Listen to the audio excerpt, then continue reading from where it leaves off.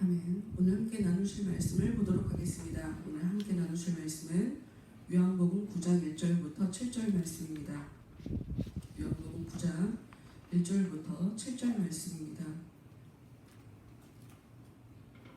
제가 가진 성경으로 신약성경 160페이지에 있습니다. 요한복음 9장 1절부터 7절 말씀입니다. 예수께서 길을 가실 때에 날 때부터 맹인된 사람을 보신지라. 제자들이 물어 이르되 랍비여, 이 사람이 맹인으로 난 것이 누구의 죄로 인함이니까? 자기니까 그의 부모니까? 예수께서 대답하시되 이 사람이나 그 부모의 죄로 인한 것이 아니라 그에게서 하나님이 하시는 일을 나타내고자 하시니라. 때가 아직 낮음에 나를 보내신 이의 일을 우리가 하여야 하리라.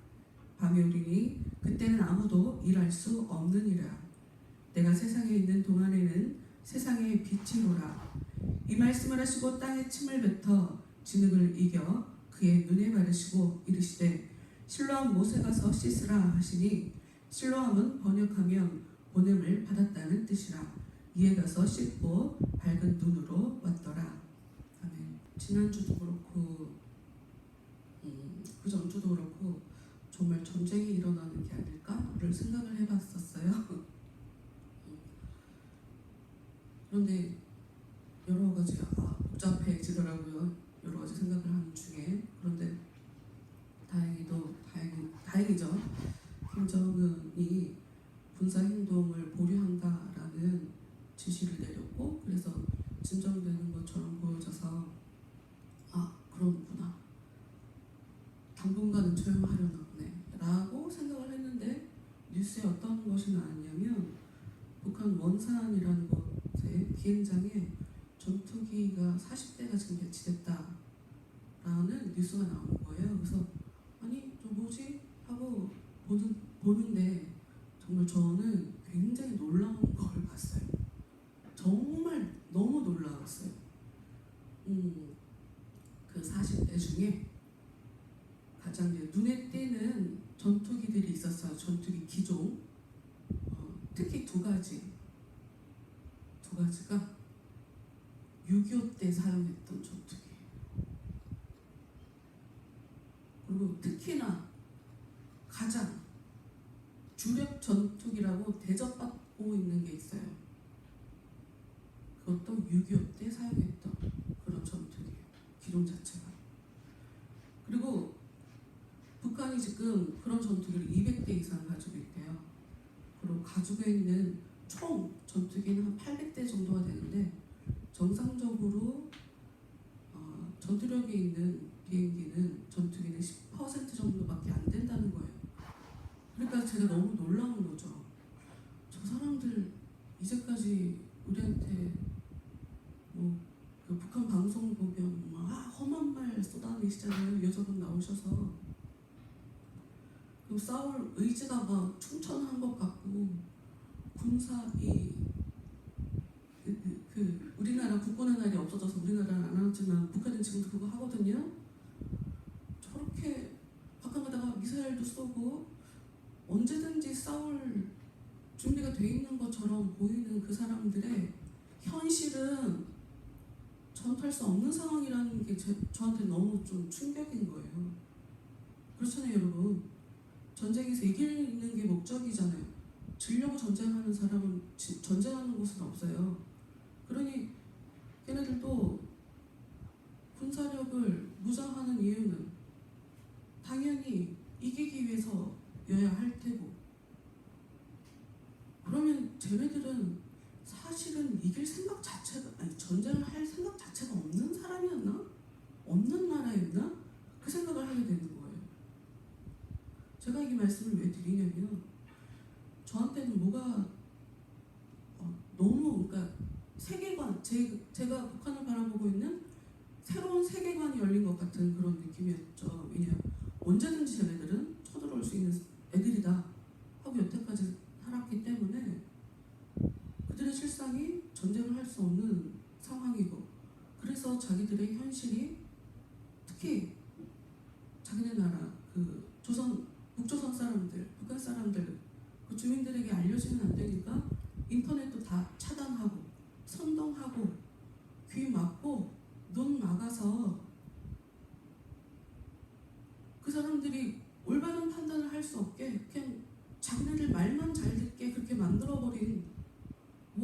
진짜 정말 무서운 곳이구나를 생각하게 됐어요.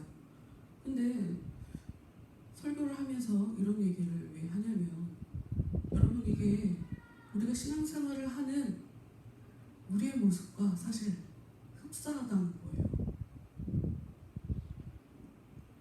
실상은 전쟁할 수 없죠. 이길 수 없어요. 그 얘기는 해요. 그 비행기가, 걔네들은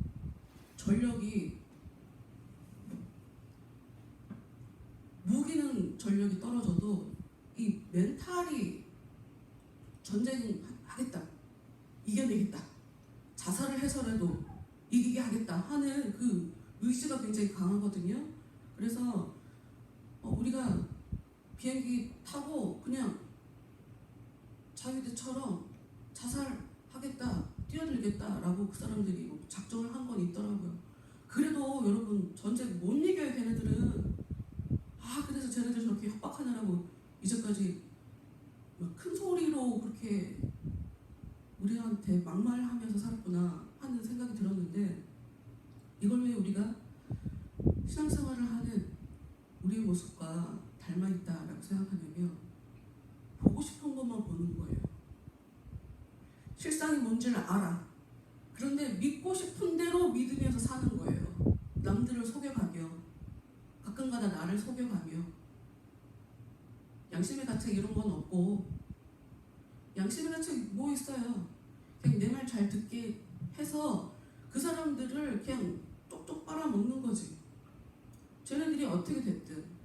여러분, 제가 이 얘기를 왜 하냐면, 여러분, 제가 그 모태신앙이라 어려서부터 교회를 다녔어요. 지금 50년 넘게 다닌 거란 말이에요.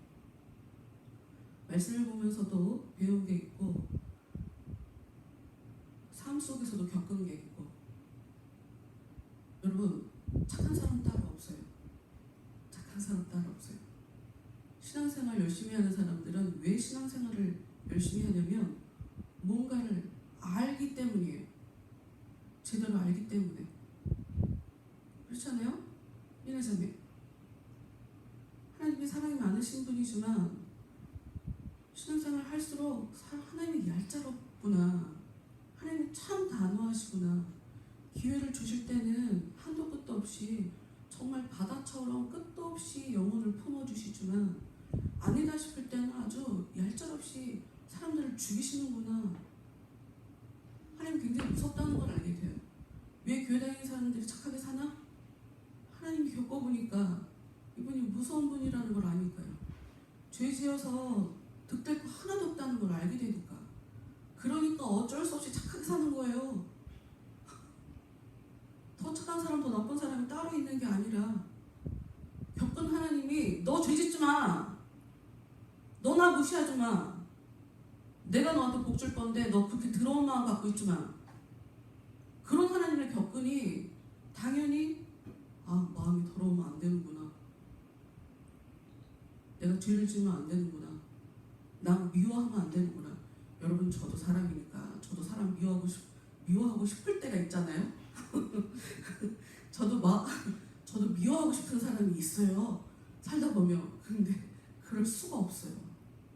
울며 불며 이를 악물고 버텨요. 하나님, 저 자꾸 미워져요. 정말 너무 미워져요. 미워하지 않게 제발 좀 도와주세요. 이를 악물고 마음 정리될 때까지 몸 밖으로 나오지도 않아요. 근데 왜 그러냐? 내가 겪은 하나님이 사람 미워하는 걸 절대로 간단하게 보지 않거든요. 근데 여러분, 사람 미워하시죠? 살다 보면 미운 사람 있잖아요. 남편도 믿고 아내도 믿고 시댁 어른도 믿고 직장 상사도 믿고. 미운 사람은 투성이잖아요. 쉽게 얘기하게 되잖아요. 뭘 얘기하고 싶으냐면, 여러분이 정확하게 하나님을 알게 되면 죄에서 떠나게 돼요. 그리고 하나님을 정말 귀하게 여기게 돼요. 그러니까 다른 말로 오늘 말씀을 보면, 오늘 말씀을 통해서 여러분과 함께 나누게 될 일은, 우리는 하나님이 볼 때 시각장애인이라는 거예요. 소경이라는 거예요. 마음의 눈으로 하나님이 보이지 않으면 우리는 다 소경이라는 거예요. 말씀을 봅시다. 9장 1절. 예수께서 길을 가실 때에 날 때부터 맹인된 사람을 보신지라. 지금 예수님이 길을 가시다가 태어나면서부터 맹인된 사람이에요. 한 번도 태어나서 바깥 세상을 본 적이 없는 사람이죠. 그 사람을 만나셨어요. 여러분, 특히나 이 요한복음 왜 그 2주 전인가 어떤 분이 설교 끝난 이후로 성경책에 물이 그렇게 많이 나오는 줄 몰랐다고 그 얘기를 하시더라고요. 물을 가지고 상징하는 많은 신학적인 그 함의들이 있어요.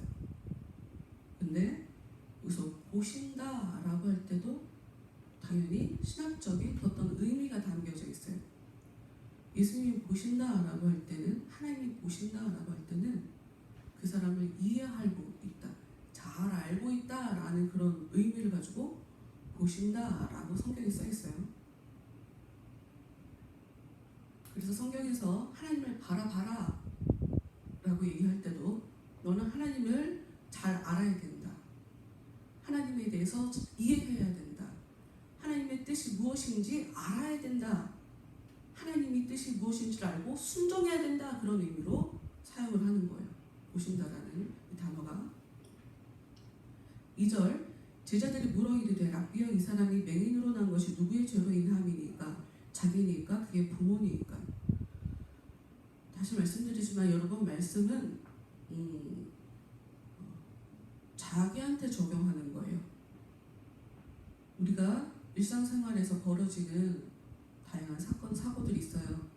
근데 그 일들을 통해 내 모습을 돌아보는데 내가 깨달은 것을 적용해야지, 그걸 다른 사람한테 적용하면 안 돼요. 지금 제자들이 날 때부터 맹인된 사람을 봤을 때 제자들이 예수님한테 물어봐요. 저 사람이 맹인으로 난 것이 누구 때문이냐고. 저 사람 죄 때문이냐, 그의 부모 때문이냐. 제자들은 이 사람이 날 때부터 맹인인지를 모르니까 그 사람이 죄를 지어서 맹인이 되었나, 거기까지도 생각할 수 있겠죠. 왜 이런 얘기를 하게 되냐면, 여러분, 기본적으로 병이라는 것은 죄로 인해서 발생하는 것이에요. 구약 성경에 보면 죄 때문에 가난도 찾아오고 질병도 찾아오고 고난도 찾아오고 삶에 굉장히 어려움들이 찾아와요. 그리고 결정적으로 형통의 반대, 불통, 무슨 일을 해도 안 되는, 갖고 있는 모든 것들이 다 하나님께 뺏겨버리는 것이 죄로 인해서 발생하는 것이다 라는 것을 지속적으로 성경이 얘기를 하거든요. 근데 그런데 꼭 그렇지도 않아를 또 한참을 얘기했어요. 그런데 제자들은 구약 성경에서 분명 그 두 가지 양쪽 측면을 다 얘기했음에도 불구하고 제자들은 일단 죄를 저질렀어. 아니, 저 사람 장애인이야? 그러면 누군가 죄 때문에 그러겠구나 라고 하면서 예수님께 누구 죄 때문이라고 물어보는 거예요. 여러분, 저 사람이 죄를 져서 저 사람이 병이 걸린 걸 왜 우리가 흥미롭게 봐야 돼요? 저 사람이 왜, 무슨 이유로, 누구 죄 때문에 저런 험한 일을 당했는지 그걸 우리가 알 필요가 뭐가 있냐고요. 지금 이 얘기는 무슨 얘기냐면, 뭐가 더 중요한지, 뭐가 덜 중요한지, 뭐가 생각할 필요가 없는 건지 제자들도 그걸 알지 못한 상태예요.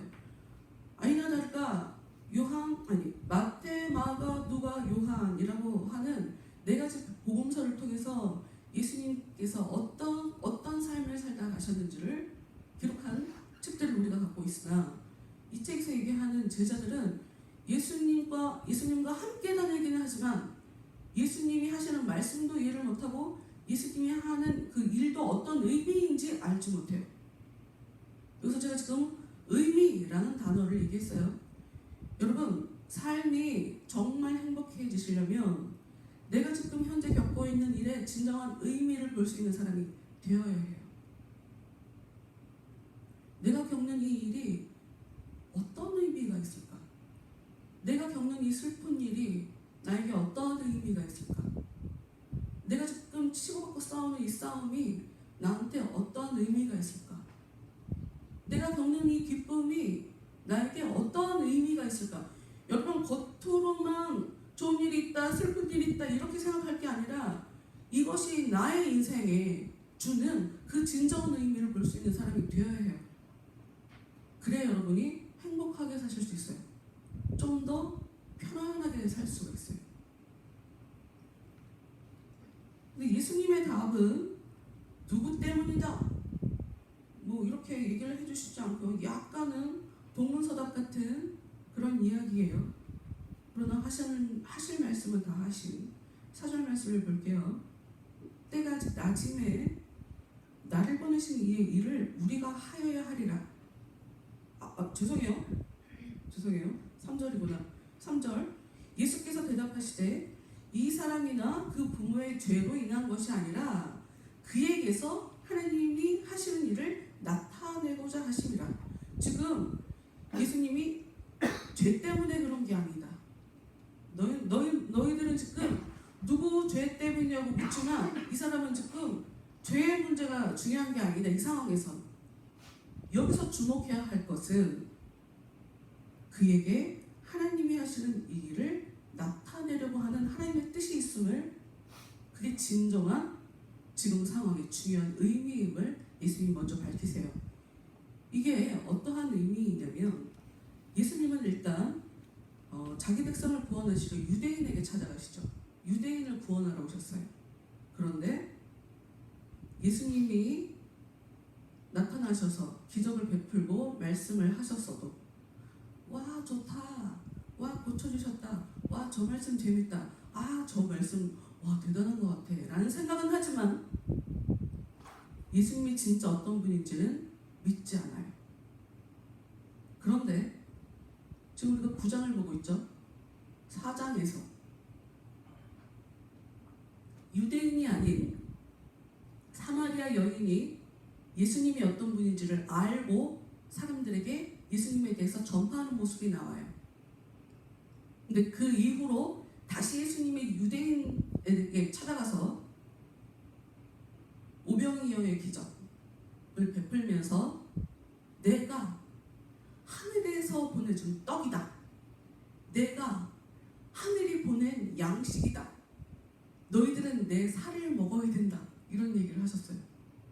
근데 사람들이 이해를 하지 못해요. 영적이다 라는 개념 자체가 없기 때문에 육적으로만 이해를 하니까 지금 자기 살을 뜯어서 먹여주겠다는 거야? 라는 얘기죠. 그렇게 생각을 하게 되는 거죠.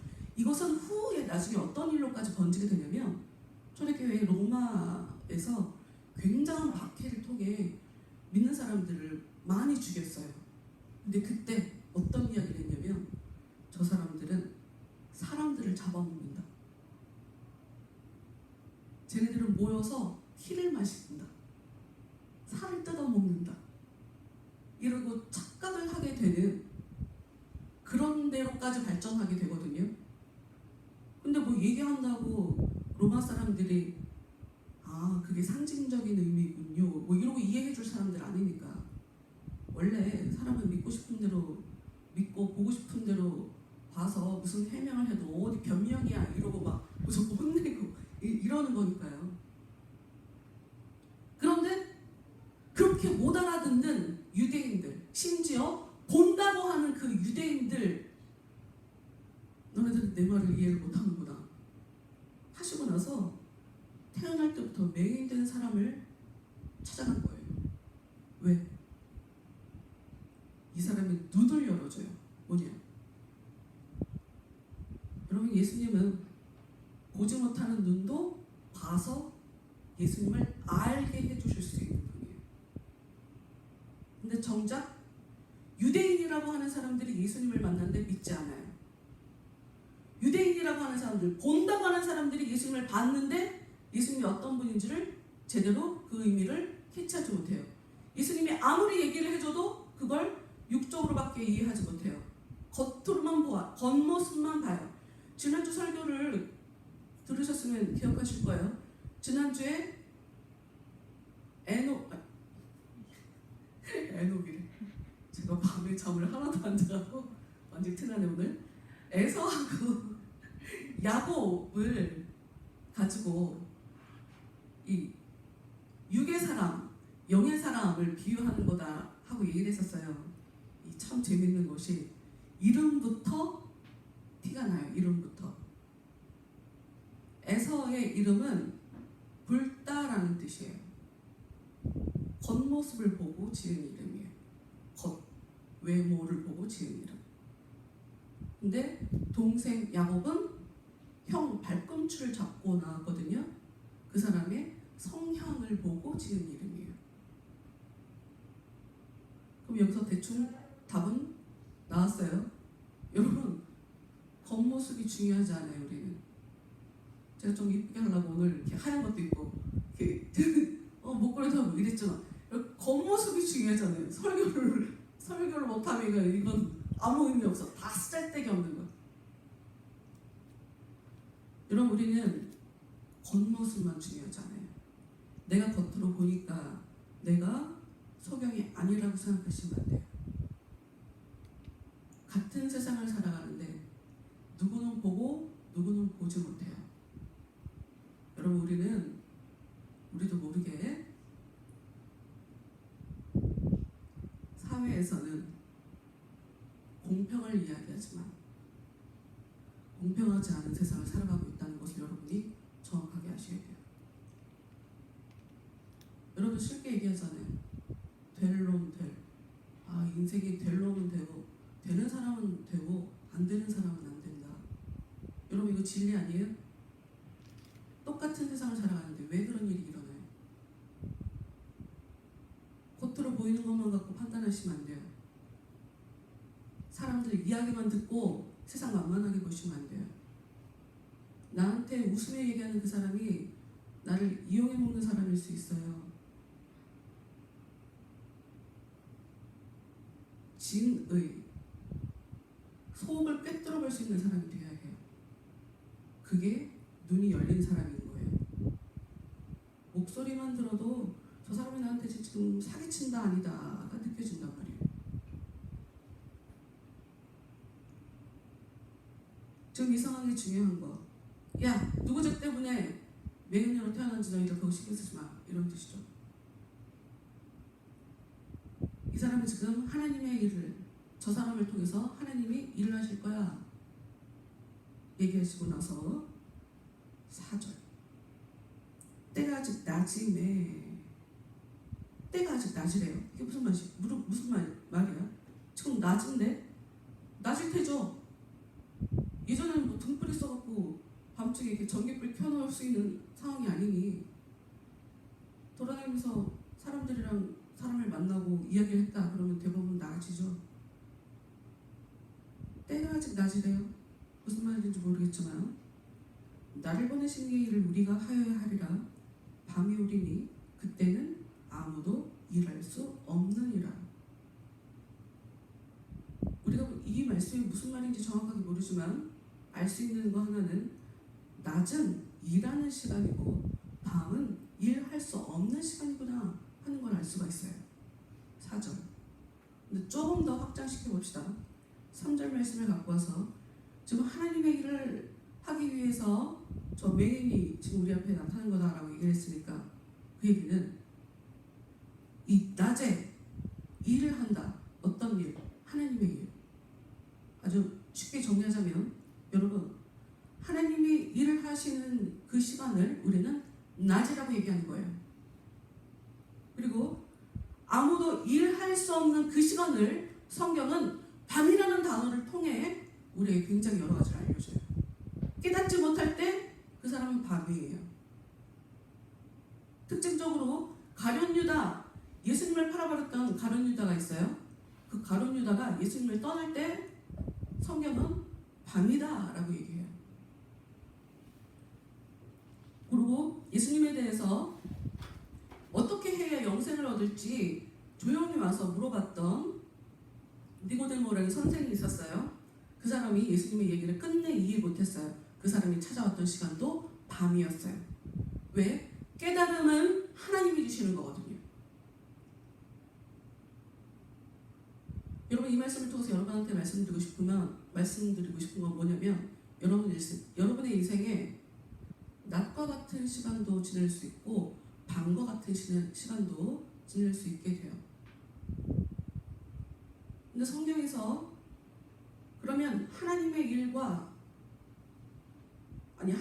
대해서 어떻게 얘기를 하고 있나? 요한복음 6장에 이렇게 얘기합니다. 하나님께서 보내신 일을 믿는 것이 하나님의 일이니라. 성경은 하나님의 일을 뭐라고 얘기하냐면 믿는 것을 하나님의 일이라고 얘기해요. 그러니까 지금은 이 태어날 때부터 장애인, 맹인인 이 사람의 눈을 열어서 하나님을 믿게 하려고 하는 일을 예수님께서 할 것이기 때문에 지금 낮이라고 얘기하는 거예요. 낮.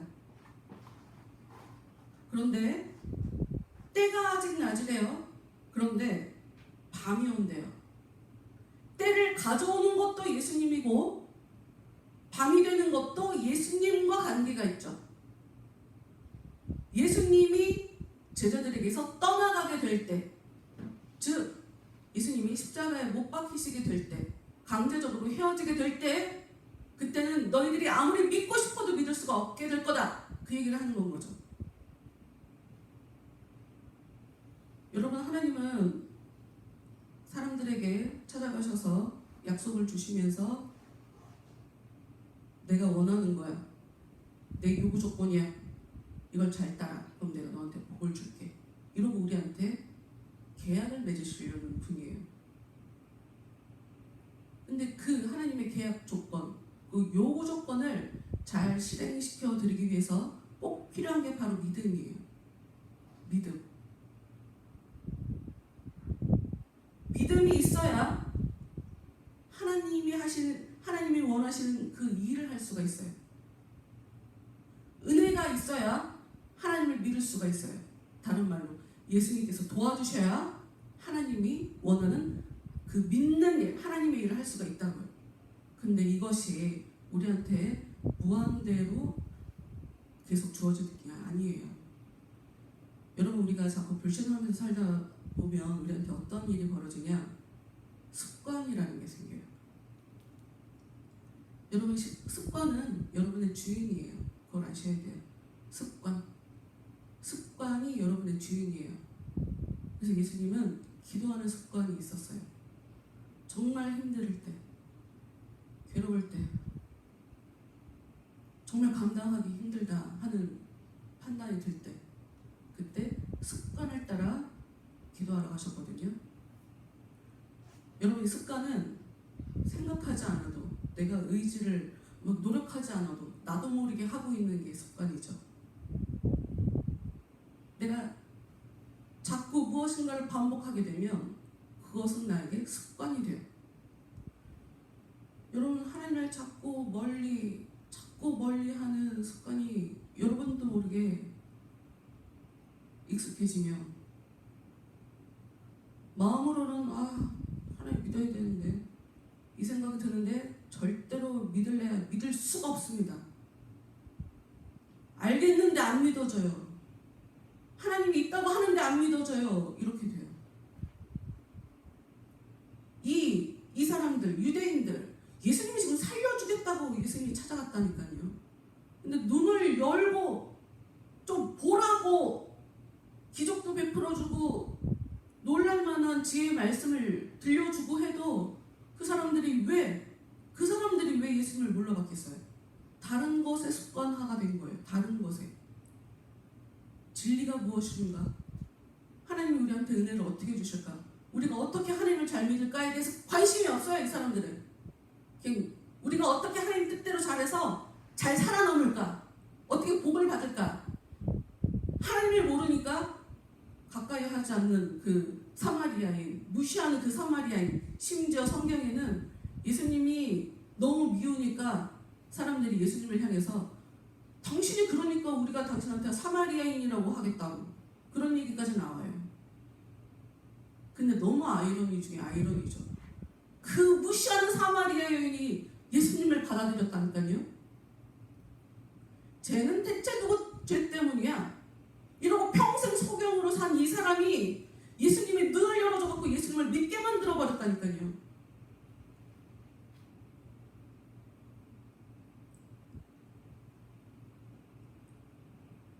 낮은 예수님이 일하는 시간이에요. 그래서 예수님은 자신을 보내신 하나님의 그 일을 하기 위해서 이 땅에 오셨다고 해요. 그러면서 5절에 내가 세상에 있는 동안에는 세상의 빛이로라. 그러니까 예수님이 세상에 안 계신 동안, 안 계시게 되면 예수님이 세상에 그 빛이신데 그 빛이 사라지시니 사람들 마음에는 밤이 오게 될 거다 하는 이야기인 거죠. 여러분 마음이 수시로 낮이 됐다 밤이 됐다 그러잖아요. 밝았다 어두웠다 좋았다 슬펐다.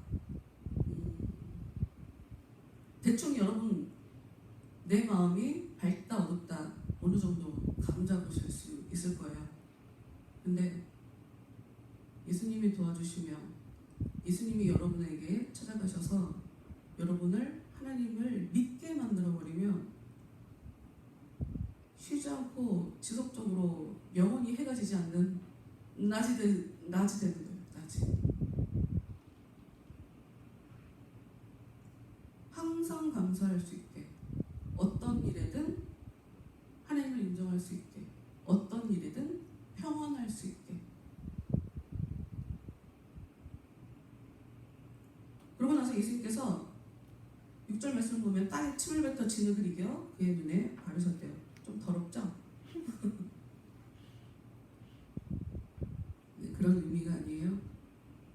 진흙을 이겨서 눈에 발랐다라는 얘기는 예수님이 이 땅에 오셔서 어떤 일을 하시냐면요, 여러분 성령으로 사람의 내면에 새로운 세계를 창조하시는 거예요. 그래서 창조하시는 분이다라는 것을 보여주기 위해서 지금 이런 일을 하신 거예요. 하나님이 진흙 흙을 빚어서 사람을 만드셨잖아요. 창세기 보면. 그래서 예수님이 일부러 진흙을 이렇게 뭉쳐서 사람의 그 눈에다가 발라주신 거예요. 눈을 볼 수 있는 눈을 만들어 주신 거죠. 지금 창조해 주신 거예요.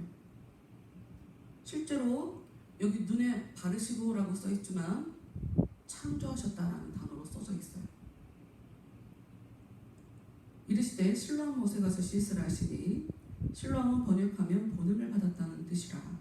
이에 가서 씻고 밝은 눈으로 맞더라. 성경에 샘이란 단어는 눈이란 단어하고 똑같은 단어예요. 샘에 가서 눈을 씻었어요. 이거 말장난이에요. 쉽게 말해서 배에 타서 배를 먹은 거예요. 지금 그런 식으로 써져 있는 거예요. 성경에 이 눈이라고 할 때 언제 이 단어가 나오냐면 창세기 3장 5절에 선악을 알게 하는 나무 그거를 바라보고 있는 하와에게 뱀이 유혹할 때 너희가 그것을 먹는 날에는 너희 눈이 밝아서 하나님과 같이 되어 선악을 알 줄 하나님이 아시느니라. 눈이라고 할 때는 어떤 의미가 있냐면 영적인 것, 영적인 능력을 얘기할 때 눈이라는 것을 가지고 묘사를 해요. 눈. 그래서 죄를 지은 사람들이, 그러니까 선악을 알게 하는 나무 열매를 먹은 사람들이 눈이 밝아졌죠. 그래서 뭘 알게 됐나? 자신들이 벌거벗고 있었음을 알게 됐어요. 그 전까지는 자기들이 벌거벗었음을 알지 못했죠. 그랬다가 눈이 열리니 자신들의 실체를 보게 된 거예요. 여러분 은혜가 오면 우리의 실체가 보여요. 나라는 인간이 어떤 사람인지가 보여요. 여러분이 왜 하나님께 부복하지 못하고, 분명히 하나님은 당신 말 잘 듣는 조건으로 복을 약속해 주셨는데, 죄에 대해서 구원을 약속해 주셨는데, 내 마음대로 내 욕구대로만 사나? 여러분이 눈이 어둡기 때문이에요. 성경은 얘기해요. 너희들이 본다고 하니까 너희 죄가 너희들한테 그냥 있다. 이게 무슨 얘기냐? 우리가 가진 죄를 벗어버리기 위해서 필요한 게 뭐냐? 눈이 열리는 거라는 거예요. 근데 그건 누가 해주냐? 예수님이 해준다는 거예요. 언제 일어나냐? 낮에 일어난다는 거예요. 내 마음이 낮이어야 한다는 거예요. 하나님은 사람들의 내면을 낮으로 만들어주기 위해서 예수님을 이 땅 가운데 보내셨다는 거예요. 예수님을 빛으로 보내셨다는 거예요. 그래서 예레미야에 이런 말씀도 써 있어요. 어리석고 지각이 없으며 눈이 있어도 보지 못하며 귀가 있어도 듣지 못하는 백성이여, 이를 들을지어다. 하나님이 아무리 얘기를 해주셔도 사람들이 어리석대요, 지각이 없대요, 생각이 없대요, 깨달음이 없대요. 그들을 뭐라고 표현하냐? 너희들은 눈이 있어도 보지 못하는 사람들이다. 왜? 깨닫지 못하니까. 깨달음이 부족하다는 건 눈이 없다는 거예요.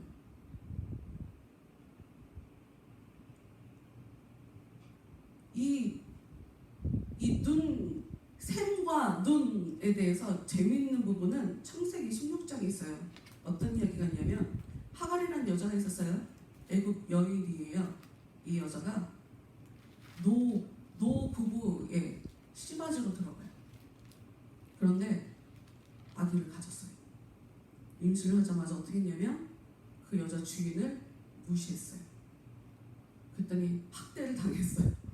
그래서 이 여자가 도망을 갔어요. 그런데 샘 곁에서 하나님을 보게 돼요. 그래서 네 뱃속에 지금 아들이 있고 그 아이의 이름을 이스마엘이라고 지어라 하는 그 이름도 받고, 그리고 네 아들은 잘 될 거다 하는 복에 대한 약속도 받아요. 그래서 이 여자가 그 샘 이름을 내가 하나님을 봤다 하는 말로 지어요. 여러분, 이 샘은 눈이 열리는 곳을 얘기해요. 하나님을 볼 수 있는 곳. 심지어 성경은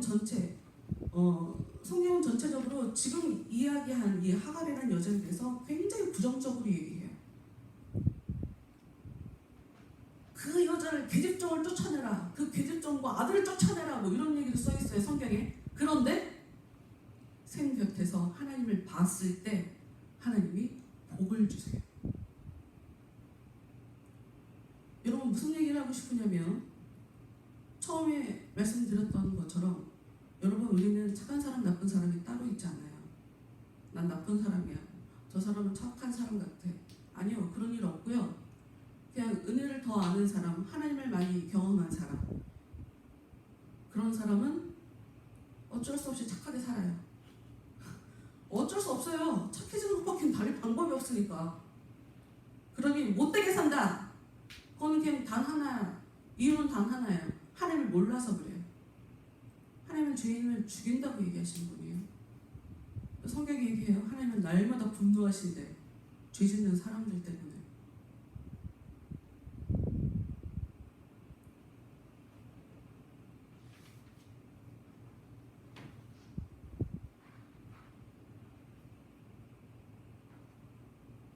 우리에게 희망적인 말씀은 요한복음 5장 17절에 써 있어요. 예수께서 그들에게 이르시되 내 아버지께서 이자까지 일하시니 나도 일한다.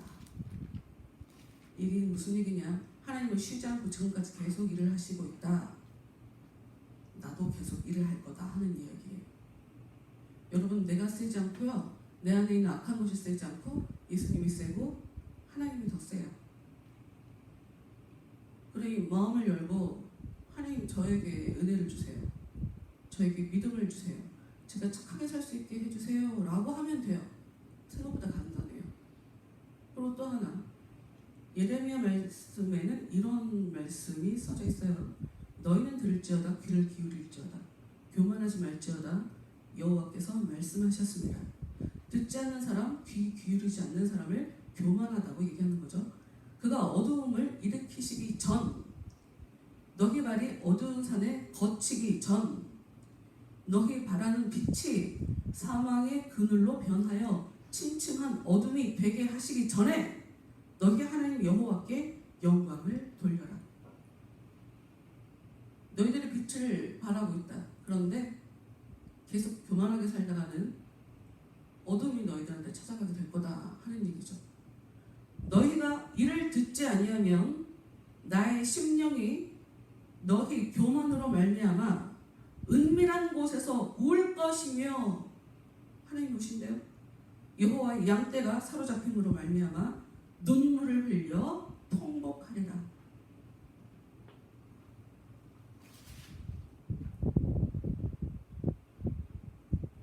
하나님의 기회는 언제나 우리에게 열려있지 않아요, 여러분. 우리도 모르게 삶 속에서 계속 익숙해져 있는 세상의 가치관들, 내 욕심, 우리는 좀더 욕심껏 살고 싶어 하거든요. 우리의 가장 큰 적은 욕심이에요. 저도 한 주간 동안 야, 나 진짜 욕심 많구나 하고 여러 가지를 깨달았었어요. 진짜 창피하더라고요. 여기 올라오기 진짜 정말 창피하더라고요.